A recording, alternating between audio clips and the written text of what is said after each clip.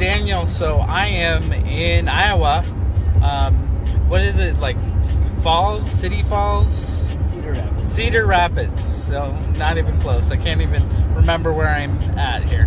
So I'm in Iowa, Cedar Falls.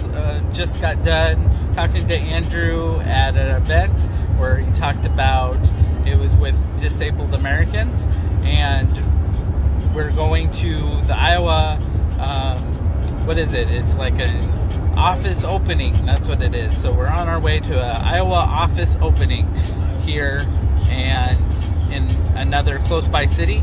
And so we should see Andrew again and the rest of the gang here at this big office opening. It should be fantastic. So anyway, join me and my many travels in the great state of Iowa. Take care. Very good crowd. Mic check. I'm nervous about this mic. I know, we're double checking it right now. It's all good. Okay. We're good. All right, sir. Mic ready to roll, and whenever you're ready. And now I appear. Thanks, man. As if out of nowhere. Great to have you. Thank you. Thank you. Thank you. Oh, wait, I think I heard my kid.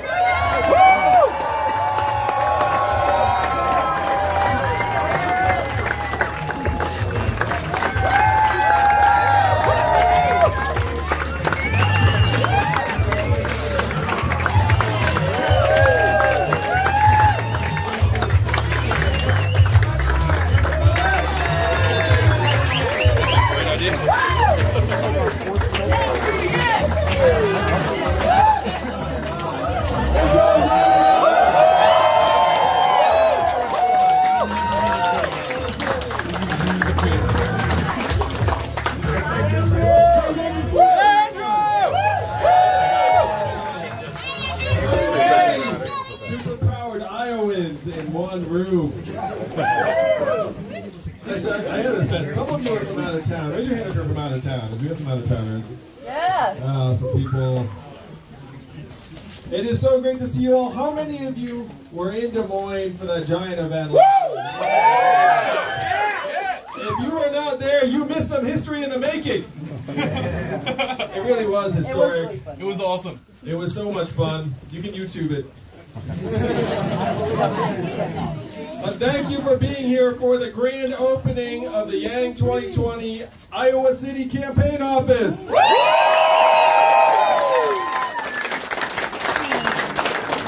I love Iowa so much because you all have so much power to shape the future of this country. It does not feel like it because you're just living your lives, minding your own business, and you're also a little bit spoiled by it. You're a little bit like, of course the presidential candidates come and ask me what I think. I don't know about that Yang fellow, I only met him the one time. That is the Iowa experience.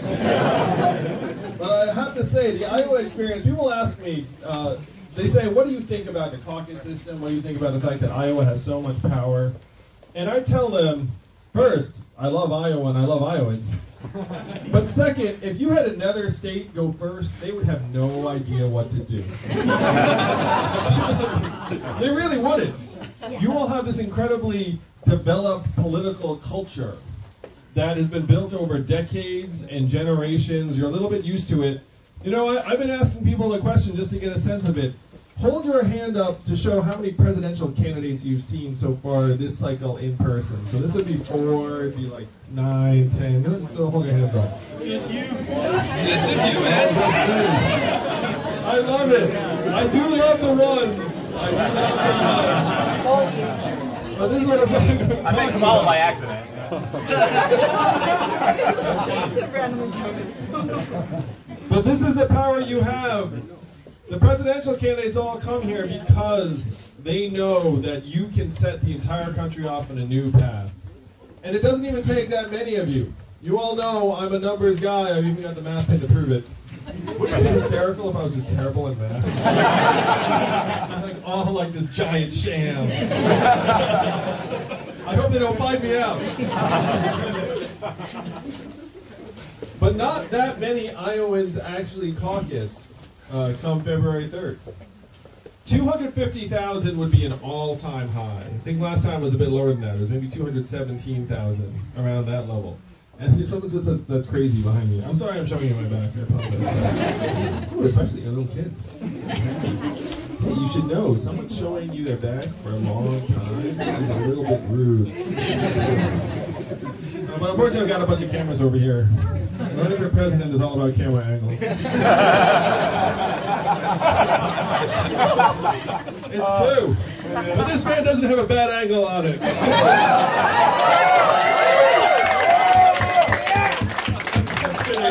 I've got plenty of terrible angles. So not that many of you even caucus, it turns out, which means that those of you who do caucus have more and more power and influence. So it is in a state of 3.1 million, if you say 250,000 caucus, that's like 8%, give or take. 8%. All of the candidates who are coming through, all of the meet and greets, all of its targeting, really the 8% of you who decide to take this power and use it in February. And there are some very good reasons for that. Caucusing is a little bit of a pain in the butt. Raise your hand if you've caucused before. Well, this will be fun. All right. All right. They have definitely not caucused. They can't even vote for my re-election 4 years ago.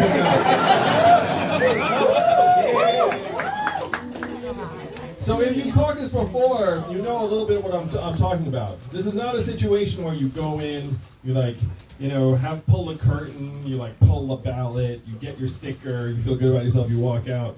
That process is what? 5 minutes? Something like that? So raise your hand again if you caucused. Give me a sense, how long did it take? Hours. It does run the gamut. Sometimes it's pretty quick. There are actually real legit stories where it was like 4 people showed up to the caucus and they looked around and was like 2 for you, 2 for me, and they all went home. That does happen. But for many of you, it's a much more laborious, intensive process. And it's also not anonymous. You don't go into that booth and pull the curtain and then vote for the person you told them you weren't going to vote for. Something like that. You actually stand in front of your neighbors and you say, hey, I support Andrew Yang and this is why, and then there's reorganization. It takes some time. So because of that, most people, as is true in all of life, most people can't be bothered. They look up and say, someone else will take care of this. Which means that if you do decide to caucus, you have outsized influence. And I love you for it. This is one of the only places where democracy still works the way it's intended. Most of our fellow Americans look up and they see the giant pipes clogged full of money. They look up, they see millions and millions of dollars of lobbyist cash just wedged in there, airtight. And then someone comes to them and says, hey, you can make a difference, you can vote.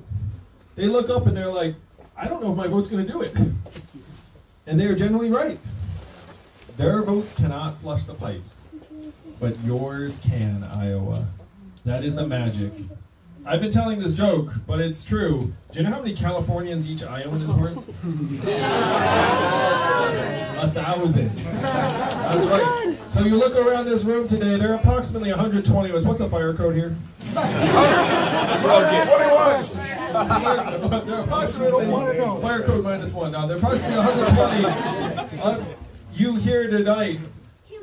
And this may seem, this is actually a great crowd for one of these office openings. If you go to some of the other office openings, they're pretty thinly attended, let's say. We love you, Andrew! We do! You see 120 people here in this room, that's like 120,000 Californians. It's like 3 football stadiums full of Californians. That's the power in this room right here. I hope you can feel it. I hope you can feel what we can do with the people in this room. The question is, how are you going to use that power? What is the plan? And how many of you have seen me speak before in another context? So most of you. All right, cool. So you know what animates this campaign. You know that I believe, I know, that our economy is evolving in ways that are going to leave more and more of us behind. Amen. That I have been with the folks in the lab who are developing the artificial intelligence, and I will tell you, the more you know, the more they know, the more concerned they are. If you go with someone deep into the guts of the machine, They're never like, oh, it's going to be all right. They're like, if people saw what I'm seeing, they would be freaking out. One of the problems is that the folks in DC are nowhere near this. I've been to DC, and their entire life revolves around press releases and fundraising dinners and cable TV appearances, and it all goes nowhere, and it doesn't matter. You know, like there was a thinker named Philip Howard, whom I admire. He said, we're now playing a game of I lose, you lose. It was keep passing the rock back and forth. It's like, all right, this time I lose. All right, here you go. You lose. But you know what's actually happening? We're losing. Yeah, we are. You know what I mean? We are. Like it's us who are losing. That's why we have decided to take it back, to take our government back. And it's going to be up to you, to the people of Iowa, to send this message to the rest of the country on February 3rd of next year. How's that sound to you?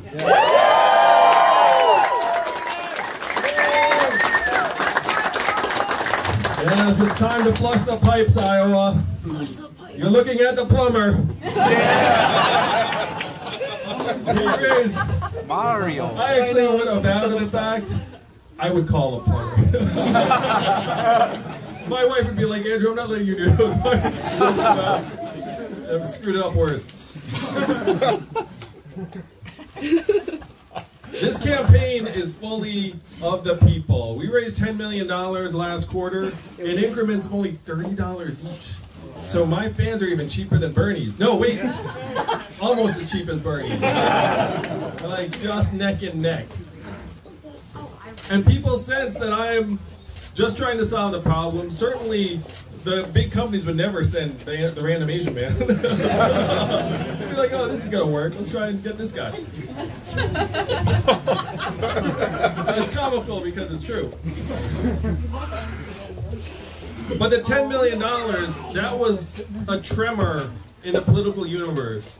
Political journalists looked up and said, wait a minute, how the heck did Andrew Yang just raise $10 million, no corporate PAC money, just ordinary Americans putting in their hard-earned $10, $20, $25, $30. And we are continuing to grow, Iowa.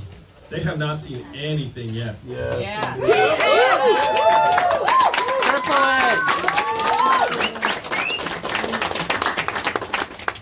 Triple it next quarter. 3 million for Yang! I got 5 on you. Well, again, as the math guy, I'd have to say $1,000 a month for the rest of your life will make a pretty darn good return on investment. And this should be a message we can take to the rest of the country very, very powerfully. Because this is the magic of being here, is that if you go to most of the country, they have their heads down trying to pay their bills, just like many of us. And so if you go to them and say, hey, we can do this, they think that's too good to be true. That's not possible. We are at this point in our country, the boot is on our throat so much that most people would be afraid to even reach for it or dream. That is the magic of you all here in Iowa, is that you can take the vision and make it reality just like that. All we have to do is get not even that large a number of your fellow Iowans on board with this vision, and then it reshapes the world. It reshapes the world to our own values and our own goals for ourselves and our little girls. Yes. They're both girls. Both girls. She wants the claw. You want the claw? Yeah. That's beautiful. I'll tell you, my own boys don't even want the claw, so thank you. Economy claw. Yes. I was working on a new thing, trickle up. This is where Trickle up. Trickle up. And we can build a trickle up economy that revolves around our own families, our own goals, our own values, instead of being inputs into this giant capital machine that's churning us all up. Unfortunately, DC only speaks the language of the capital machine. They don't speak the language of humanity anymore. I spent enough time in that city to know that we're going to have to do this ourselves. You all have heard the story when my first move was actually go to Washington, D.C. and ask, what are we going to do to solve the problems of the Fourth Industrial Revolution for the people around the country? And they literally told me that I was in the wrong place. They said, you're in the wrong town, Andrew. We're not going to do anything about this because this town is fundamentally a town of followers, not leaders. I thank goodness I had someone with me for this conversation, because you would totally think I was making this up. You would totally think this sounds like a movie supervillain speech, right? Turns out it was a DC lobbyist speech. Yeah, they're very similar. Well, what he said was, you have to create a wave in other parts of the country and bring that wave crashing down on our heads, and that's the only way we will act. That was 2 years ago, and I said, challenge accepted. I'll be back with the wave. Yeah! And I don't know if you can feel this, but we all are the wave. Yeah! And if you are an Iowan, I know several things about you. I know you have friends, neighbors, people in your community who are also superpowered, living their lives, you know, putting one foot in front of the other. You have to put your hand on their shoulder and say, hey, you want to rewrite the rules of the 21st century economy so that it works for us? And they'll be like, wow, we can do that? And you'll be like, oh yeah, let me introduce you to a little something called the Yang Gang. Yeah! I know it's not always the most easy or natural conversation to have. In this day and age, it's sort of easier just to send them like a YouTube video or like a media write-up or something and be like, hey, just check this out. How many of you actually had this experience, that you've sent something about the campaign to someone? And then I'm gonna play this out for you. They did not respond to you for days. But a little while later, they came back to you and be like, hey, I saw something about your guy and I checked it out. How many of you had that experience? Oh yeah. Yep. Oh yeah, so that works pretty well. You can do that.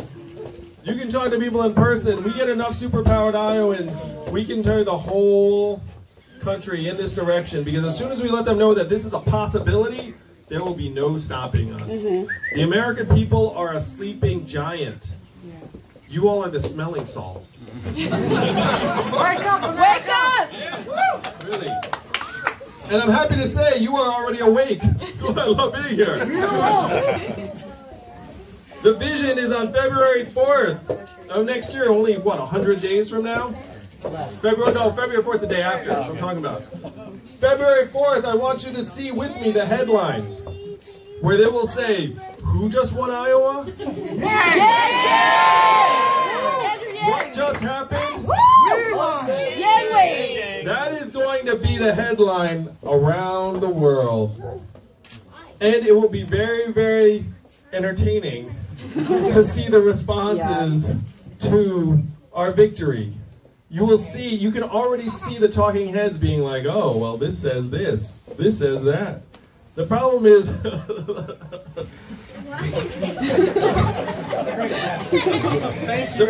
unfortunately, so many of the talking heads have been bought and sold by the same companies that have been running our government for decades. Am I right? Yeah. They are not going to send this message unless we send a message first that is so loud and so clear that the rest of the world will hear it on February 4th. That is the power you all have. I want you to see that vision with me. I want you to see every time you talk to a neighbor or send an interview or have that slightly uncomfortable conversation, I want you to be working with me, grinding with me towards that headline on February 4th. Yeah.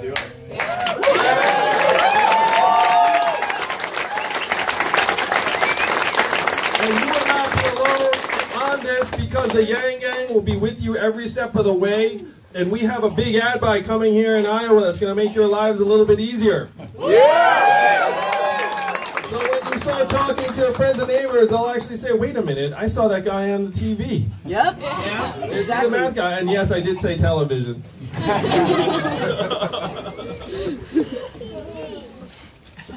The hopes of this entire country rest with you all. We know what's happening, and I said it last night. It started on your farms. It moved to your factories. Trump won the state by 8 points because we blasted away 40,000 manufacturing jobs, turning those towns from blue to red. And now you're seeing it happen where 30% of your stores and malls are closing because Amazon's just soaking up all that business and paying zero in taxes. The claw, that's the claw you like.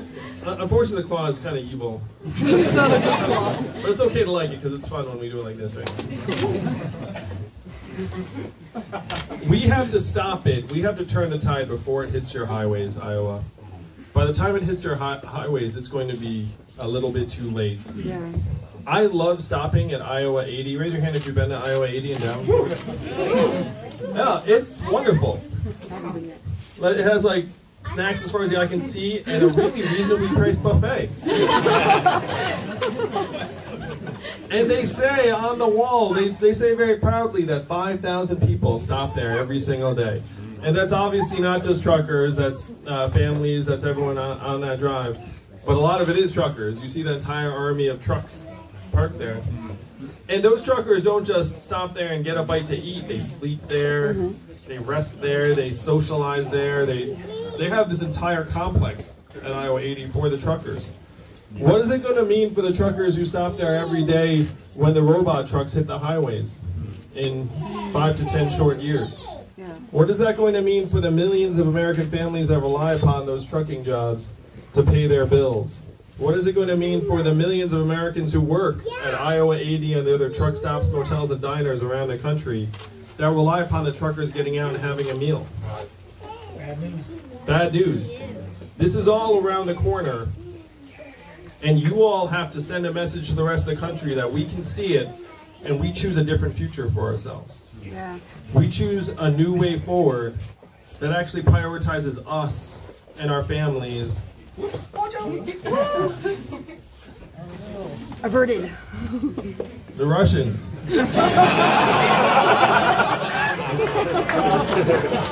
They're always trying to Take the microphone. I always try to take the mic, it's true. But they can't take this microphone, Yang Gang! Yeah! We have to create a new vision of the future that will get the rest of the country excited as quickly as possible. And we all have the chance to do it right now in the next 100 days. Yeah. Yeah. So I want to thank all the team members, all the people. Raise your hand if you're on the Iowa staff who helped make this happen. Yeah. Hiding. We got one right here. We have a quickly growing team of dozens of staff and organizers around the state. But what we're going to need is volunteers, canvassers, people who want to knock on doors and let people know. So before you leave tonight, if you are excited about presenting this vision to the rest of the country, please make sure and leave your information with some of the staffers here. Raise your hand again if you're a staffer. We got some over here. Pretty much, you know what to do. You need to just find, wow, it looks like Ethan Dunn right here. Man behind him who looks a bit like Santa Claus. All staffers are outside. All the staffers are outside. Look at that. They made room for the people. That's good work, staffers. But we need you to sign up to be activated so that we can build this movement with you here in Iowa City and across the state and then across the country. Donald Trump's our president in large part because he got at least some of the problems right in 2016. He said that there's a lot of suffering and despair in communities around the country, and there is. What was Hillary Clinton's response in 2016? What happened? It's all good. America's already great. Remember that? Oh, yeah. Donald Trump says we're going to make America great again, and then Hillary Clinton said America's already great. That was not the right response. We need a response that actually rises to the true challenges of the 21st century. Donald Trump got many of the problems right, but his solutions were garbage and nonsense for the most part. But what were his solutions? Build the wall. We're going to build a wall. We're going to turn back the clock. We're going to bring the old jobs back. Iowa, it is up to you to turn the clock forward. We have to accelerate our economy and society as quickly as possible. We have to evolve in the way we think about ourselves and our work and our value. And I am the ideal candidate for that job because the opposite of Donald Trump is an Asian man who likes math.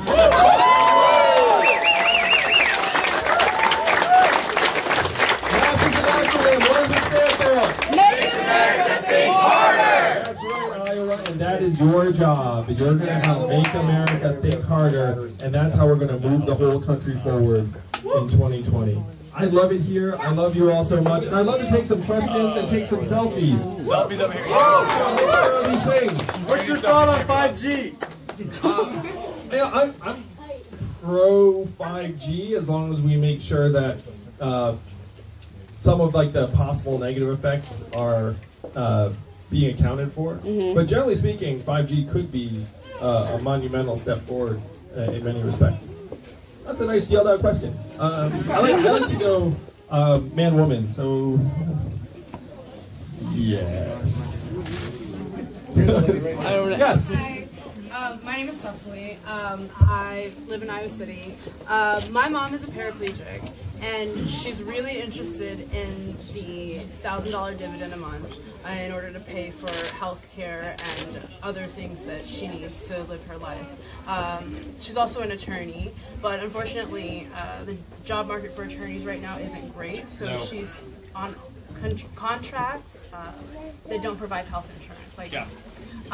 So if she opts into this $1,000 a month dividend, will she lose other benefits like Medicaid, Medicare?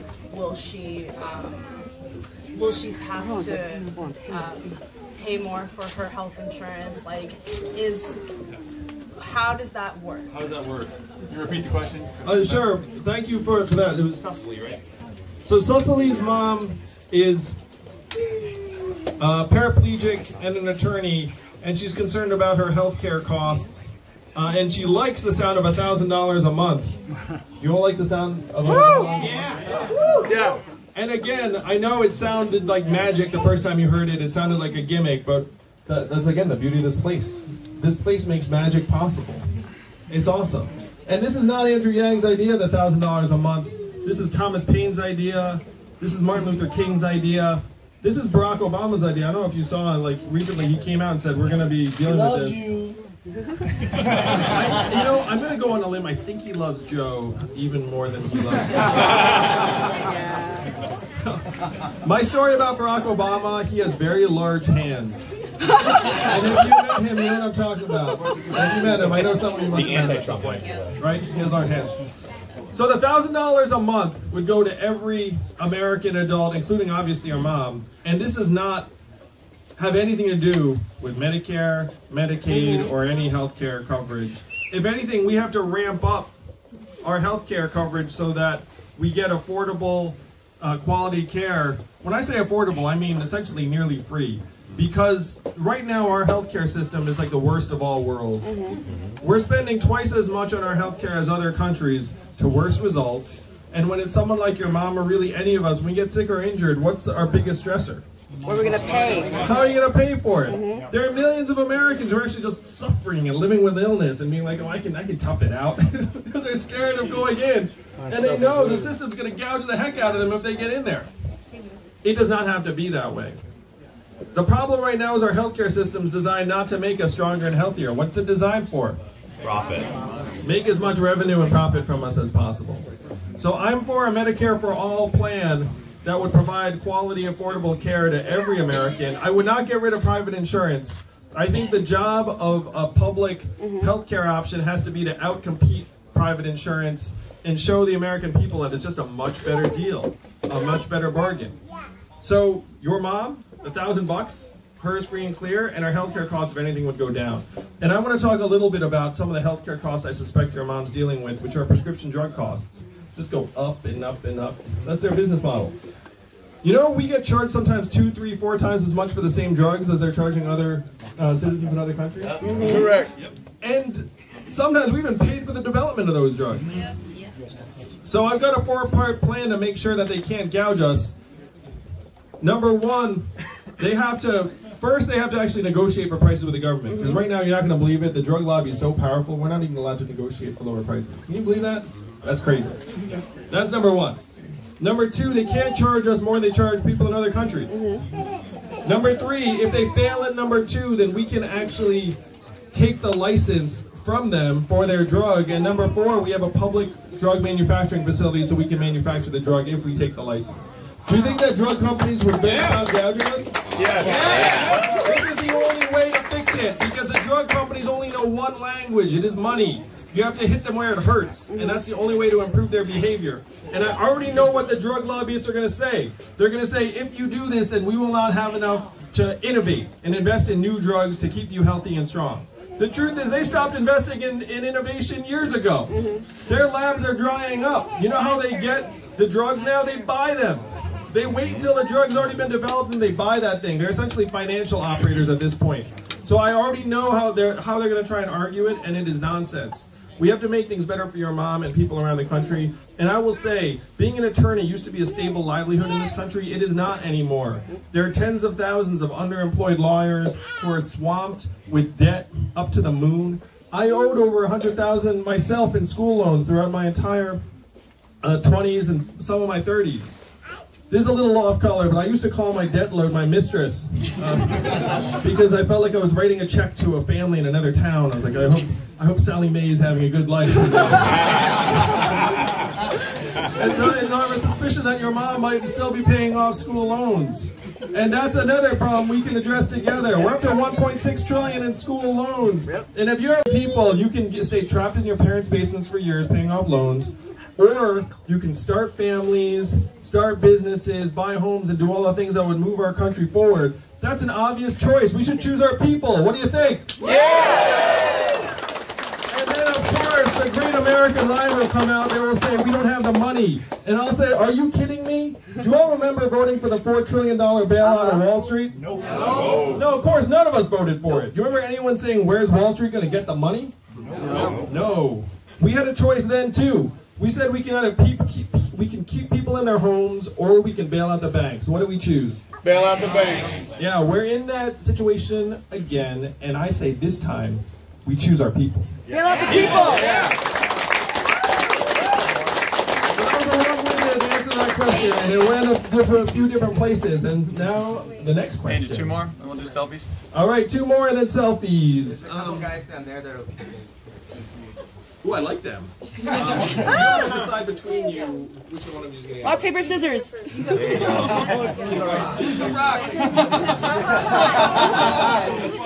What will you do for public schools? Oh, good question. Yeah. What grade are you in? I'm in 5th. All right. That's His dad's awesome. a public school teacher too, and he has some concerns. So. Sure. Okay. You should know, I've got 2 boys myself, a little bit smaller than you, and the younger is in public school as well. So What was the question? the question was, what are you going to do about public schools? The first thing we need to do is we need to pay teachers like your husband more, because the data clearly shows that a good teacher is worth his or her weight in gold.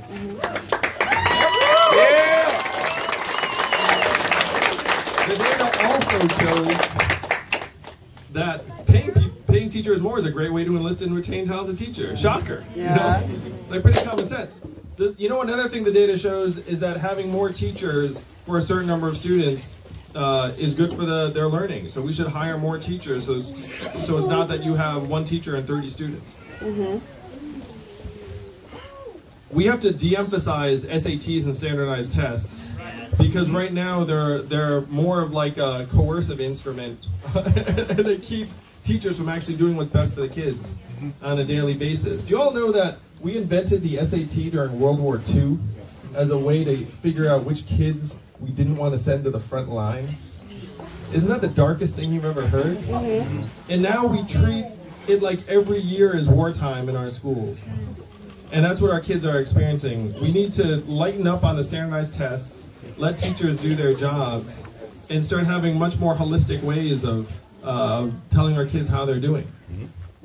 The big thing I would want to do for our public schools, in addition to less standardized testing regime, paying the teachers more and more teachers, is the data show that non-school factors account for 2/3 of our kids' academic performance. And you know this, I bet, with your 2 boys. I know this as a parent, too. Where we're putting teachers like your husband in impossible situations, where we're saying, educate our kids, but you can only account for about 1/3 of their performance. And any teacher knows this is true. Any teacher knows that 2/3 of it is what's happening at the home. with things like the number of words read to the child when they're young, parental time spent with them, levels of stress in the household, type of neighborhood. These are 2/3 of our kids' learning. And so what we have to do is we have to actually put resources into the family so that the kids are coming home to an environment that will help them be able to learn when they show up to school. That's what the freedom dividend's about. If you can imagine that household with an extra, your household, any household with an extra, let's call it $2,000 a month, stress levels go down, relationships improve, arguments go down, mental health gets better, decision making gets better. Maybe one of the two parents can actually like meet the kids when they come home from school. You know, like these are the things that would actually give our kids a much better path to success and our teachers a better chance to teach. The other big thing about what's going on in public schools and really all high schools is we are overselling college, and we need to stop. Yes.